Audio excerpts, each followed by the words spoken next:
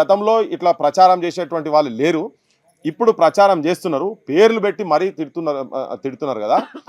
కోమటిరెడ్డి వెంకటరెడ్డి, నీకు మేము నీ భర్తం నువ్వు ఇవి బంద్ చేయకపోతే, రేవంత్ రెడ్డి గారికి కూడా చెప్తున్నాం ఏంటంటే, వాళ్లకు ఈ కుటుంబానికి ఏమన్నా జరిగిందంటే మాత్రం ఇక్కడ వాళ్ళ మీద ఈగ వాలినా కానీ మేము కందిరీగలెక్క పడతాం మీ మీద, గుర్తుపెట్టుకోండి.